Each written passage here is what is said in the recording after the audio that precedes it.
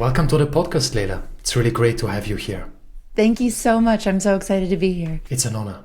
And what I would like to start with here is immediately talking about sacred sexuality. There's so many definitions, so many ideas, and so many concepts of what sacred sexuality is. And unfortunately, some of them can feel very limiting. Some can feel very dogmatic.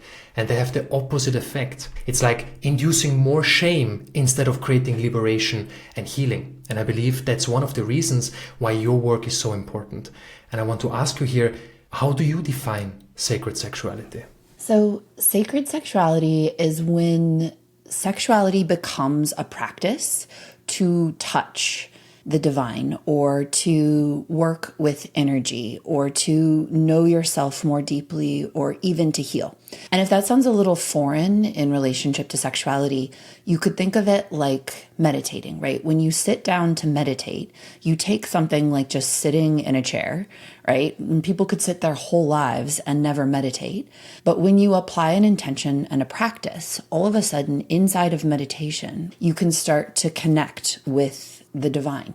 You can start to have energetic experiences. And those of us who have meditated for any amount of time, it's like, whoa, there's all this energy in here, right? You start to become far more sensitive to experience. When you sit and meditate, it's like taste becomes more vibrant. Like you can hear music more deeply. I'll never forget after my first 10-day Vipassana, when I was 19, you meditate, I think 10 hours a day. And I listened to music right when I got out, and I was like, whoa, it's like I'd never heard music before. It was like I'd never heard life before, and meditation gave me that. So sacred sexuality is like doing that exact same thing to an ordinary everyday activity, which is sex, right? You could sit or you could meditate, and you can have sex or you can experience sacred sexuality. So sacred sexuality is really applying tools and techniques and an understanding to what sex can be that unlocks these like profound energy activations, this deep inner knowing. And it's an understanding that sex can be just as much of a sacred practice as yoga or as meditation.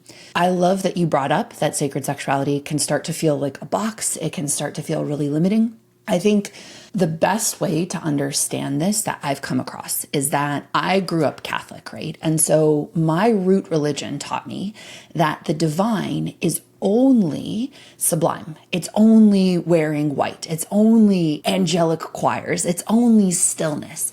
And so there still is, for a lot of us who are Westerners or who have been impacted by these kinds of religious teachings, an association that if anything's sacred, it has to be like always peaceful and always like, oriented towards harmony and stillness. And this is where, having studied and practiced tantra for over 20 years now, and really having a deep reverence for the Indian traditions, I'm so grateful for one of their core religious teachings. And you can find it in the Bhagavad Gita, which is that true spirit, like true divinity, is not just what the Indian tradition calls sattvic. There's three main flavors of life, if you will, or frequencies of life. And sattvic is wearing all white, being peaceful, praying at the altar, being in a mountain in stillness, meditating. There's such a beauty to it. But rajasic, which is fiery and passionate and intense, we can think of usually if we're doing business, if we're making love, if we're out dancing, that we're in our rajas, we're in our expression. And there's tamas, which is heaviness. It's when you're, going through a hard time. It's when you're in a lot of fear. It's when you're lying on the couch watching Netflix, eating a whole bunch of snacks, right? And the amazing teaching of this tradition is that all of those flavors are equally divine. One of them is not more sacred than the other in the ultimate realization. And so for many of us, if we come from this association that sacred means only like nice and pretty and harmonious, then we're going to have sex in only a nice, pretty, harmonious way.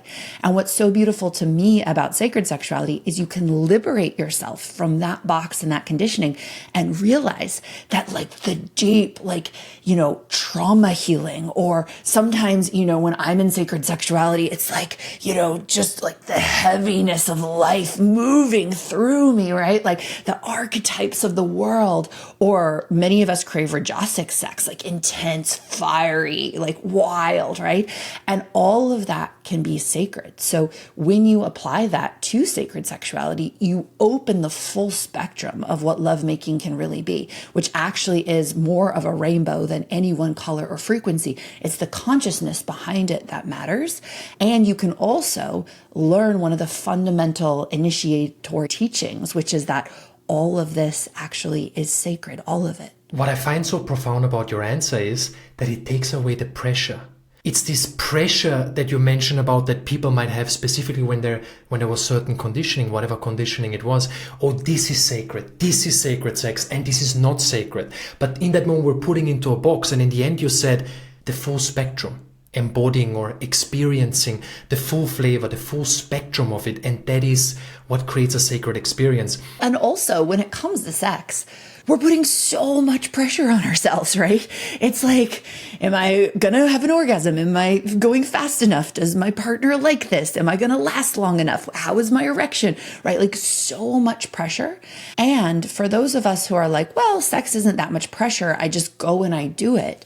There's also another state available that you can train yourself into with sacred sexuality, which is a pure state of beingness and flow.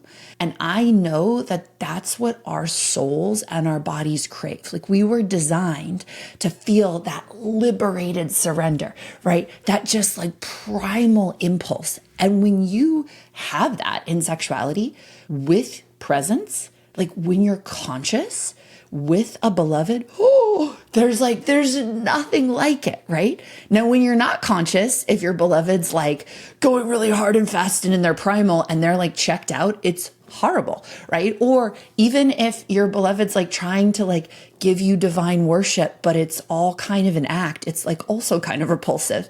So the idea is that when you bring presence into this divine experience, when you bring presence into sex, all expressions of sexuality can start to become delicious. And most of what we crave in sex, right? I want my mind blown, right?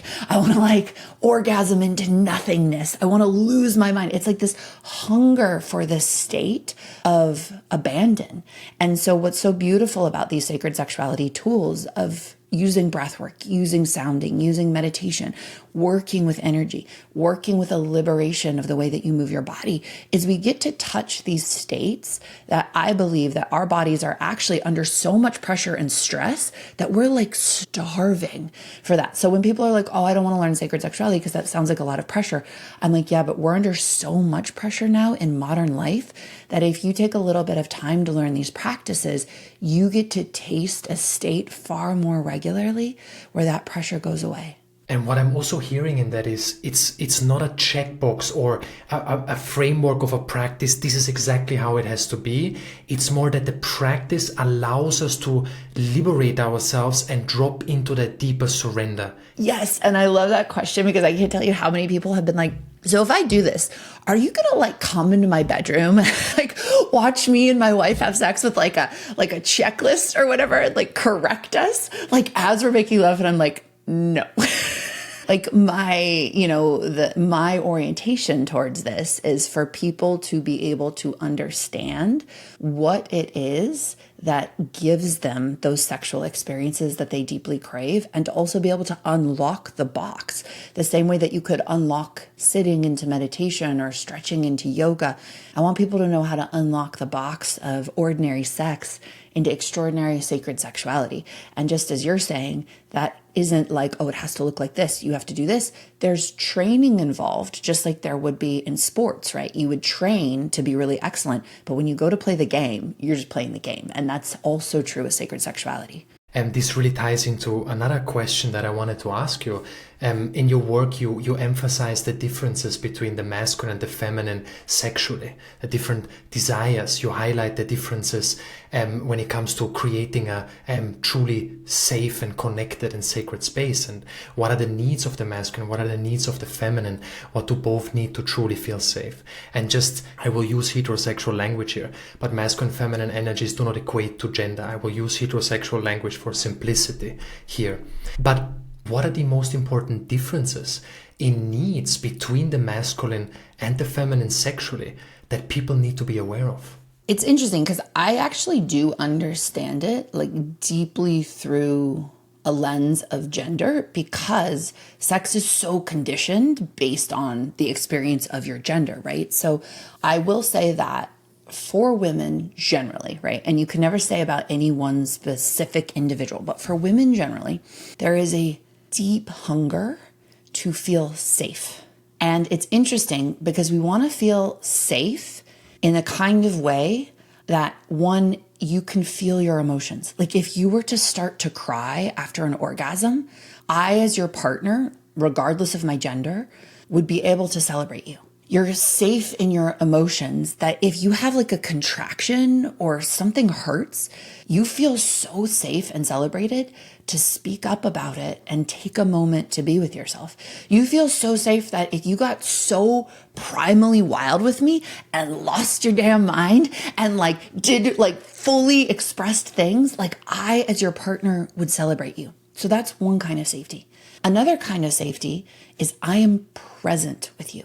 Like women really crave presence in terms of like, you're not fantasizing about anyone else. You're not, just in some hypnotic state of like going as hard and fast as possible. Like you are here with me. That creates a feeling of safety. And we also want to feel power in our partners. Like I want to feel your primal power, because safety is, yes, I'm safe to cry with you. I'm safe to unleash with you. I'm safe to have an orgasm with you. But I also feel safe physiologically, right? Like we are biological creatures, and to make love, especially in a female body or any kind of receptive sexual experience, is vulnerable. So the reason I articulate this is because when people hear this from women, you can over-index on emotional safety and forget that this kind of power in your sexuality and primal way of being in your body also helps make us feel safe. And safety is one of the greatest aphrodisiacs, because when you feel safe, we actually shut down the part of our brain that's like hyper vigilant and being like, do I look good? Is everything okay? What's going on with the kids? Did I shop right? Like all of that. And we just get to taste the magic of pleasure and our bodies and the flow of energy. And this to me is the great hunger of the feminine, is the state of fullness and flow that happens when your mind shuts off. And we start to be able to do that when we feel safe, but it's also always an inside game. Because as a woman, my partner could be the safest partner in the world. And I had so much trauma that like I had an amazing boyfriend when I was young who was so incredibly safe. And all I could feel was, I'm not safe, I'm not safe, I'm not safe. So sometimes we look for our partners to be giving us everything we need without realizing that, like, of course I deserve to be treated a certain way. But at the end of the day, safety is also my job, right? Like I need to learn what it is to feel safe to myself. And I need to learn how to feel safe with myself. For those of you who are like, yeah, but what about toxic or abusive relationships? When you feel safe to yourself, then you don't tolerate anyone else breaking your safety, right? It's so powerful to own that. And when you feel safe to yourself, you can receive the gift of someone coming in and being a safe presence for you. And then that's when the magic and the alchemy happens. So I've really seen that desire for women, and to feel celebrated and loved and adored. For men, surprisingly, a huge breakthrough for so many men that they get in sacred sexuality is you don't have to have an erection.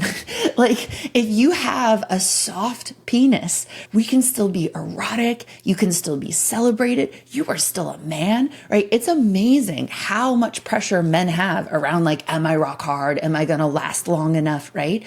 For men as well, I think to feel this, it's okay to be in your full power. Like, I respect your primal nature. Like, men were made to be warriors and to protect their tribes and their families and what's dear to them. And they have that expression of power through their sexuality. So to be honored and revered in that, and also to be honored and revered that no man is in that state all the time. So sometimes you're going to feel soft or more vulnerable or like a little shut down. And so it's this feeling of being honored in the full spectrum of your sexuality. And most men I've seen have never really received gratitude for the gift of their fuck, the gift of their body, the gift of their presence. And most men I've seen don't even realize that they want that because they haven't even known that they could want that. And when they start to receive it from their partner of just like, wow, thank you. So many men are so hard on themselves and so perfectionistic in terms of like, am I showing up enough? Am I doing good enough? Am I making my partner happy? Am I good enough in bed? Right. And to receive like a thank you, I find that that just means so much to men. It's almost like it gives a man permission to actually step more into his power. And I'm sure you would have observed that working with couples in this dynamic, that when a man has that experience, there are no erection problems, quote unquote. I don't want to call it problems, but suddenly the issue almost goes away because the root was to be seen for who he truly was. Yeah, like you don't have to prove yourself to me because I can see that you are a king. I can see the beauty and power of your soul. And like everybody, right? I want you to thrive. I want you to be in the best version of yourself. And I think sometimes like early stage, when women first get polarity teachings, and I did this all throughout my 20s, it's like, you need to be a superior man. And like, you need to be like always in your power and always in your presence and always like this. And what I've seen is that's really a lot of the feminine wanting to not own how much pain we're in and to dream that if somehow a man could be perfect, all of our pain would go away. But it's a losing game. And this digestion of the pain body so that you can actually see yourself and other people clearly is one of the most important practices for relating in sacred sexuality so that I actually can see the truth of my man. And every once in a while, of course, give some, feedback or reflection if I feel like there's ways that he could step more fully into his power. But honestly, I've seen that feedback and reflection is much less meaningful than the way that you see someone. And like you said, when you see someone really for who and what they are, they do it themselves. And what I was hearing there from you is that the feminine, of course, she desires the deep presence and the compassion in that presence and the love in that presence, but also his raw masculine and his primal power.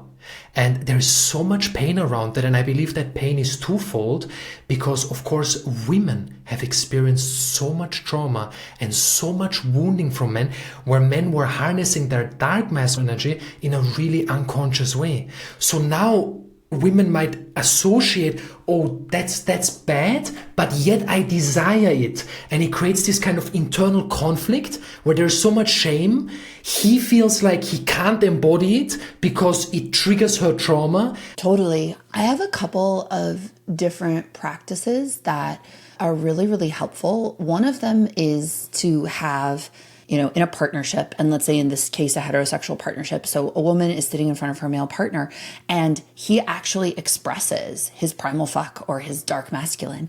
And she gets to breathe and feel if there's any conditioning, right? If there's any past imprint inside of her body that's saying, this is unsafe, this isn't okay, this is, scary, I'm afraid for whatever reason, and to actually process it. Because when we have these layers of conditioning, that's like, yeah, the primal masculine, when you grew up, under patriarchy, it's like, that is dangerous. Like that can be highly misused. And men got brainwashed to misuse their own power, right? To stop being warriors and protectors and heart-centered pillars of power and leadership. And so rightfully so, like we grew up being like, okay, that's scary, right? That's dangerous. Like a man's rage is scary and dangerous. And when you have the opportunity to release that and cry through that and rage out of that, it releases that hold of that imprint on your nervous system. And then what I have women do is actually breathe in as their partner, again, is expressing dark masculine or primal fuck or anything like that. Feel super safe and super present. And then finally to do it where they're in devotion. They're literally in devotion. And so it re-imprints, but allows for healing from the past, and then allows our nervous systems to re-imprint. Because yeah, you want to know, like, he could kill an intruder to save the family. Like, that does make me feel safe, right? Like, he actually is in touch with his rage in the right context. Like, I want a man who knows how to stand up for me and himself and in the world, right? That feels good inside of my body. And I totally see what you see, which is the feminine terror of masculine power has made men kind of like tail between their legs, like slinking around. And then women get even more enraged, and then men get even more slinky, and then everyone's kind of bitter and mad at each other, and nobody's having the sex that they crave. And toxic masculine isn't sexy, and toxic feminine isn't sexy either. So we're not talking about that, but there is a space, to me, where women take responsibility for feeling safe and really own that in their nervous systems. Like, that starts with me. And I'm not going to project my pain onto my partner as much as possible. Like, I still have to work on that to try and control my partner, when really this is my own nervous system. It's my job to be a queen of my nervous system and to hold myself in this kind of sovereignty. And for men to work on themselves and their own shadow, because the shadow of the masculine does run deep. And I've seen that men are even more brainwashed by patriarchy. Like, at least women were like, this whole situation where I got like, no economic or social power and like religiously kind of shit on, and then completely sexually repressed, like, fuck this. Whereas men are like, I think this repression might be working for me. I'm not sure, but like, I sure was able to make a lot of money and like hold down a job, right? Whereas like, it's actually a toxic system for all of us that has more to do with releasing the pain out of our nervous systems so that we can be in right relationship with each other. And there is a gorgeous world in which men are integrated warriors who are in touch with their power and who know their worth, soft cock, hard cock, failure, success, all of that. And there is a world in which women do actually feel safe and cherished and revered by the culture, celebrated in their sexuality, their beauty, their magic, their spirituality, their intuition, where everybody has a right to sit at the table, and where, all kinds of queer sexual expressions and gender expressions are celebrated as well. Like, we all get to be safe and stop playing some sort of zero-sum game. Like, this kind of empowerment is the vision that I hold. And when people do practices in alignment with that vision, I find that they really wake up this essence inside of them that's so beautiful. You made a distinction before that I believe is really important to touch further and go deeper into. You said you had an experience where your partner was safe or had a safe presence, and yet inside you something said, I'm not safe, I'm not safe, I'm not safe. Then you also mentioned later, which I tie into that, women taking responsibility for their sense of safety, while also, of course, honoring their desire for men to create a safe container for them. To go further into that distinction, how do you see that path of unraveling that as a woman? Okay, what's my part in this? And what's his part in this? Because, of course, I've seen, and I'm sure you've seen it as well, how these teachings, like any teaching, can become, maybe weaponized is a harsh word, but it can almost become a part of the trauma where then the woman says, oh, you're not making me feel safe enough. And yes, maybe half of that is absolutely his responsibility. And the other half is the responsibility you mentioned before. Totally. So it's very similar to the spiritual path in terms of, at a certain point, if you meditate for long enough, there is this realization of like, oh shit, I have to take full responsibility for my reactions, for my nervous system, for the way that I meet the world. Now, that doesn't mean that I no longer have agency in the world. That doesn't mean that I can't follow the impulses of what's true. That doesn't mean I'm not going to leave a shitty relationship where I'm being mistreated. It means that I'm in ownership of what I'm bringing to the table, like full ownership.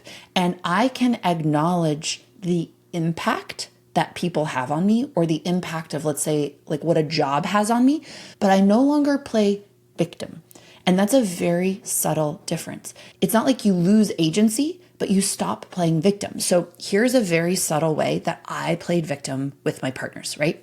I would get triggered very often. So I was in a relationship with this glorious man called Ryan, right? We met when I was 21 years old. We were in a relationship until I was 25. And he gave me pussy massages to help me heal from my sexual trauma. He went to tantra school with me. He would if I wanted to do a 10-day water fast, he would carry jugs of water over mountains in Thailand for me. So I would have the water. He was an incredible human. And I was consistently triggered by his behavior. I was consistently saying you're not like this, or you're not like that, or you need to speak to me this way, or you need to meditate more, or all of this stuff. And I felt so justified in it. I am making him a better man. I am making him a better partner, right? And it took years and years and years to realize that instead of accepting that my nervous system was giving constant signals of unsafety, and that my nervous system was feeling pain a lot as a result of his actions, I was trying to control his behavior or starting fights so that I could focus on him or changing him or being in rupture to distract myself. So I never had to admit how terrified I was of being loved, how much being in relationship with the masculine was actually painful and scary for me, and how much my nervous system was saying danger, danger, danger, danger, when actually everything really was safe. So in that, I really took it as a practice for a period of time to say, I am going to really focus on my own nervous system and focus on my own signaling. And I'm really not going to focus on him. Now, this only works if you're with someone who is reasonably safe. No human is ever 100% safe all the time or does all the right things all the time, but someone who has a good heart, who cares about you, who is acting in good faith. Then you can take full responsibility, because even if he's angry at me sometimes, or even if he does something I don't really like, I'm actually still safe. If I get angry at someone, but I'm not abusive, I'm not violent, anything like that, that person is still safe with me. So it's allowing ourselves to come home and rewrite the story of our nervous systems. Now, I was sexually abused by my biological father. I had a lot of complex PTSD growing up. So I had one hell of a nervous system story to rewrite. And it was so much to own my own pain and to stop projecting it onto the masculine.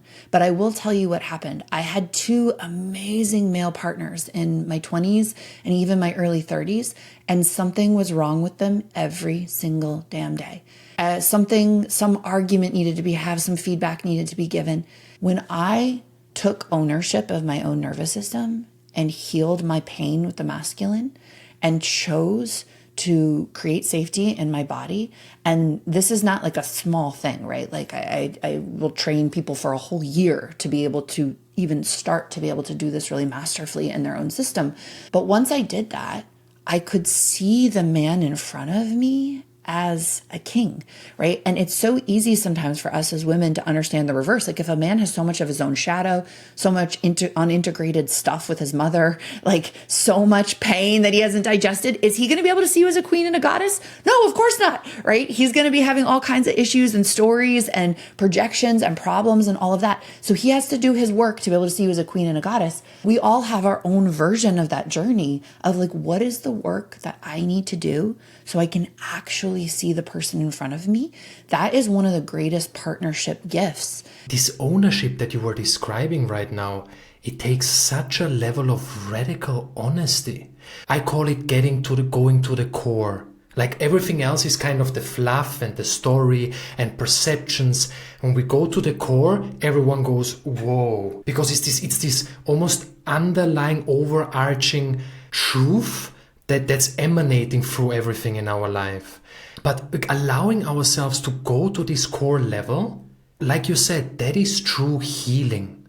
And the practices are a portal to get to this place where we're so radically honest with we're actually able to drop into this really uncomfortable truth. In what you're saying, what comes up for me, right, is like there's a version of healing that I feel like people really love, but it has this hidden self-hatred in it, which is, I want to be like this. And there's like some version of yourself that you want to be like. I'm going to try and change myself so I can be like that thing. And that's kind of my version of healing. Or I'm going to, release some of the things that happened from childhood and all of that. There's another version of healing that I find, which is I'm going to metabolize or digest. It's tantric terminology to say this because you actually have an energetic digestive system, same way that you have a physical digestive system. And you can literally digest your pain body with the right practices. And I'm going to digest my pain body so I can be the truest version of myself. Like I'm actually going to let myself be revealed rather than try and heal because I have an idea of myself that there's something wrong with me. It's a subtle difference, but it helps you go to what you just said, which is to the core, because I'm going to work to actually process any of the layers that keep me from sitting down in the core of myself. And those are actual somatic layers of pain and memory and imprint inside of the body and inside of the nervous system and inside of the energy system. And in the West, we've really blocked ourselves from being able to do that kind of energetic digestion that helps us be fully alive, that helps us be fully empowered. So it's like, okay, I'm going to digest my pain to the best of my ability and trust that that actually takes me to express like the God-given way that I was built. Rather than saying like, I should be like X, it's like, I trust that I was actually made beautiful and powerful and wonderful and quirky and weird and all the things that humans are. And how do I allow that rather than having this idea of how I should be so that people will love me or I'll belong? Given your personal history and how many people you have helped work through sexual trauma and sexual wounding, for someone who is starting this journey of working through or unpacking sexual trauma or really challenging experiences that led to deep feelings of unsafety around intimacy and sex, what would you recommend for a person where to start here? Yeah, so I always recommend what I call a pleasure practice, which is you don't get fit without going to the gym. You don't get a yoga practice without going to your mat with or without a teacher, right? You don't have a meditation practice without sitting down on a chair or a cushion. So you have to have a container of practice and space to work on anything.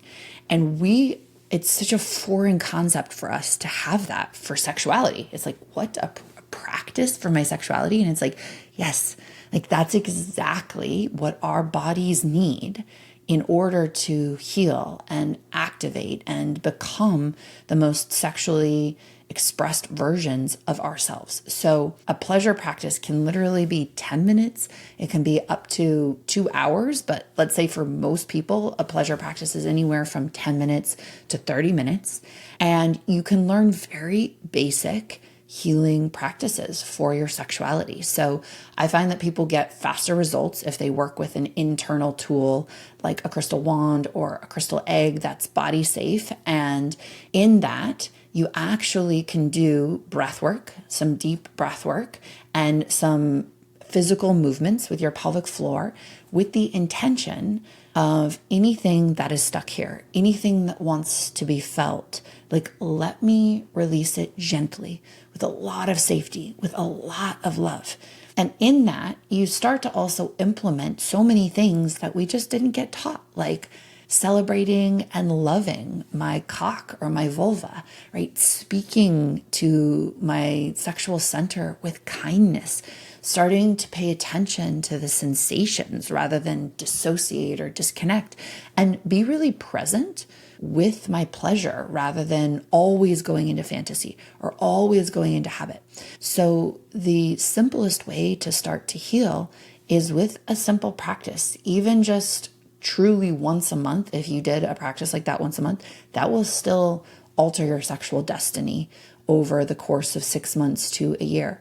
And if you want to really accelerate it, you do it a couple times a week or every single day. I've never seen a human who can't become truly sexually masterful when they do these kinds of practices. And the reason that I share that is I think really have this idea in our culture of like, well, you must have been born that way, or like, you have this like special ability. But just like anything, it's training, right? If you look at someone who's running a marathon, like they trained for that. Or if you look at someone who's really good at their career, right? They clocked the hours for that. Sexuality is no different. Every single person can experience sexual mastery, can be multi-orgasmic, can have exquisite states of ecstasy, and can heal their sexual trauma. We just need the place to do it and some of the tools to be able to create that level of integration and trauma healing. And so using the basic tools of breathwork and sounding and working with energy and meditation and movement, all of that combines together to produce healing at the deepest levels, even of some of the most profound traumas. Listening to your response, it now sounds obvious, but I don't believe it is obvious for many people. The beginning of healing some form of sexual wounding or trauma is not to throw themselves necessarily into a sexual experience, even if the other person would be deeply safe. It's starting with self-pleasure. It's starting in a space where they feel somewhat more in control. And now that you say it, it's like, oh, of course, that makes sense. And yet I don't believe that most people see it that way and actually understand where to start. Well, one of the reasons it's so important to start with yourself is that nobody else can heal you. I tried so hard. I was like, please, for the love of God, there must be a perfect enough human out there that I just don't have to feel all my pain from the 1980s. Like, I can just make it better, all better, if I just find someone who can just do perfect healing on me or be in the perfect relationship with me. And what I realized was, nobody can teach me to be safe to myself. I have to make that choice. If I want to restore my pleasure, that's up to me.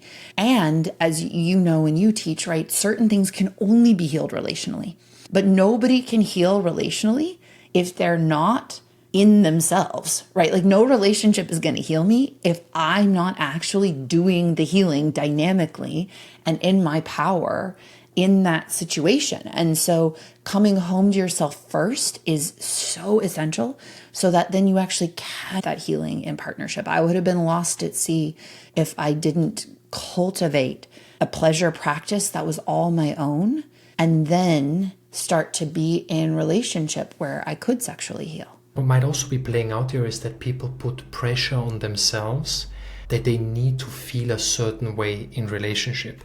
What I've often heard is, oh, I need to feel more open. Oh, I need to feel okay to be vulnerable. Oh, I need to feel these things, which put so much pressure and actually leads to more closure in that moment. So for someone who is in that place where they're somewhat getting ready to be in relationship, but it's also extremely challenging for them because of the trauma they've experienced, what would you advise for that person to kind of soften that and be kinder to themselves? Or what would you say to them?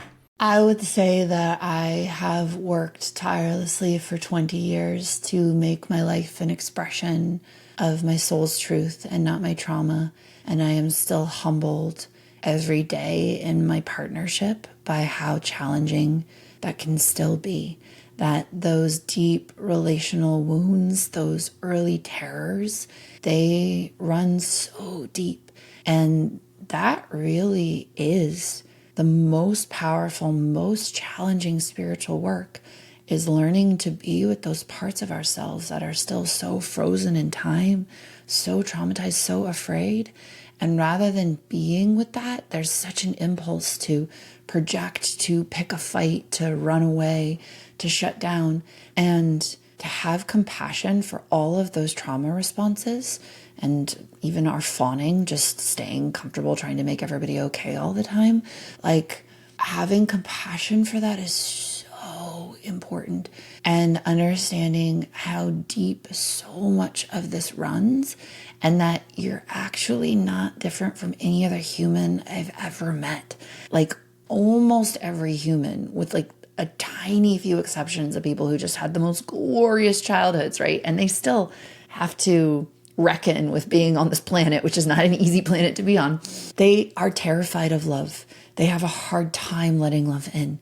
They are challenged by their own projections. They are contracted in love, or they freeze up. I still freeze up in love, even in such an amazing partnership. I love my beloved so much. And I still feel my nervous system responding as though I'm two again. And so that softness and that love, I think we think that trauma healing is about some big grand gesture or some huge release, but trauma healing is really about how you treat yourself. And so for those of us who have been traumatized, it's so natural to shame ourselves, to scold ourselves, to be hard on ourselves, when the actual trauma healing is to be safe to ourselves, which is to mirror ourselves. Like, I can see, like, right, when I'm speaking to myself, it's like, I get it that you're frozen right now. I get it that even after all this time, it can still be terrified to be loved by the masculine. I understand that sometimes it's hard to move through the sadness that you experienced when you were young and be fully in this moment. And I love you. I love you, right? That is actually the opposite of trauma. And over time, that unlocks our power and our ability to love, because when you can be that intimate and understanding with yourself, even in your hardest moments, that also translates to being able to be intimate with someone else. And I still carry a lot of my trauma. The work does work. I have a totally different life. Like, I'm like happy. I didn't even know that was an option when I was young. Like, I never dreamed that I would be happy in this lifetime, right? To have the relationship I have, wow, right? That's all a product of doing the work that I've done. And I want to say that not to discourage people and thinking like, well, what's it all for? And there's such a humility that even in all of that work, the depth of my relating and the beauty of my relationship is not because it's without trauma. It's because I've learned to be loving to myself in my trauma. And there's something so tremendously beautiful about that. So we don't have to be perfect or perfectly healed to be in relationship, but the invitation is to treat ourselves with such safety and kindness. And that took me a long time, and I'm still working at it.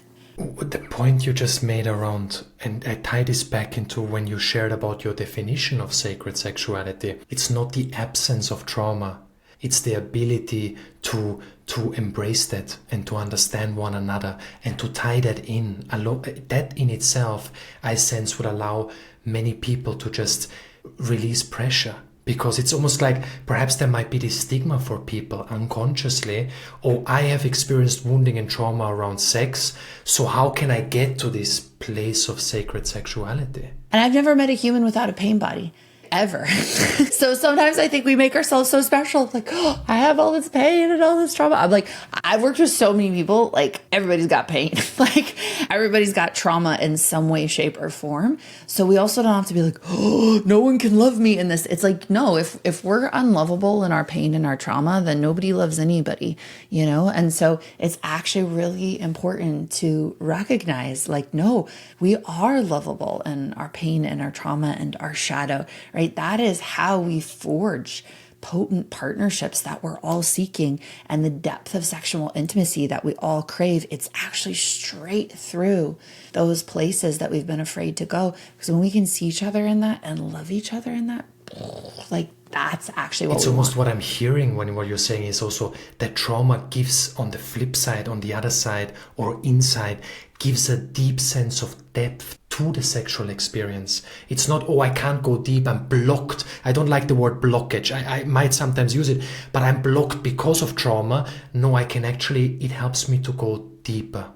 And for couples, When life gets busy, whether from raising children, work-related stress, or family challenges, intimacy often erodes. Couples lose themselves in the everyday, forget to slow down and to intentionally connect with one another.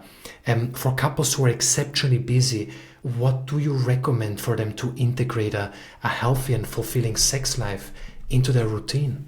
So for a busy couple, right, me and my partner teach something called the Tantric Mastermind. And in it, we teach couples to bring ritual into their lives. And these rituals can be so simple. So we have a morning ritual that's 5 steps. Even just 2 steps of a morning ritual can make a huge difference. So one would be telling your partner what is the most important aspect of your day. Right? You can say, let's say 3 things, right? These are the 3 most important things to me about my day. That takes literally 1 minute, maybe a little bit more, right? And then you say to each other, how can I support you? Like, how can I support you in your day? That alone, right? And that takes literally 2 to 5 minutes, creates a kind of intimacy, a kind of support, a kind of connection. It seems so small, but that alone does so much for a couple, right? So that's just a little bit of a snippet. If you want, you can even add some gratitudes in there, gratitudes for your partner or gratitudes for your partnership, right? For a couple that's like raising a baby, to hear what your partner is grateful for about you or your partnership really changes the tone of the day. The other thing that I really recommend is once a week, you could have, let's say, dream is, a 2-hour tantric sex date that involves like penis and pussy massage and chakra breathing and all of that. But when you're really overwhelmed and busy, even just a 5-minute practice of setting a timer, gazing into each other's eyes, breathing into your hearts, you would be shocked how many times if you sit and do that once a week, like 50% of the time, it turns into a makeout session. 50% of the time, it turns into sexuality. And if one of you is so overwhelmed that having full penetration doesn't feel good to you, you're at least still cultivating this emotional intimacy. It really can be that simple if you don't have huge underlying problems, right? Like if you're not speaking to each other anymore, that's not going to be enough. If you're not telling each other the truth, that's not going to be enough, right? Then you need to do deeper work to really actually come back to true intimate connection with each other. But if you really are just busy and overwhelmed, and we all are, having a simple morning practice where you intimately connect with each other, and once a week, a time where you sit down and energetically and emotionally connect to each other, that actually creates this bedrock where sex wants to happen, because sex pretty much doesn't want to happen if you're not sharing with each other and you're not feeling that emotional, energetic connection. Of course, there's so much else to talk about. There's so much depth in this conversation. Layla, where can people access and learn more about your transformative work? Thank you. So the best way to stay connected with me is to go to laylamartin.com, Layla, and to pop in your email address anywhere on that website, because some people like email is kind of like the last thing. For me, email has always been central to my teaching, to my communication. It's the way that you can hear about all of my programs. You can also listen to my podcast, This Tantric Life. You can follow me on Instagram, the Layla Martin. I still get shadow banned by Instagram. So if you just search Layla Martin, I don't come up. It has to be the Layla Martin. And my upcoming program that I'd love to share about is called the Tantric Mastermind. So me and my partner teach it together. You get to go to a magical castle, do a retreat in Sedona. It's so beautiful. And I also have a certification called Vita Coaching if you want to become a sex, love, and relationship coach in my Vita method. Layla, thank you so much for being a part of this podcast, and it was truly an honor. Thank you so much.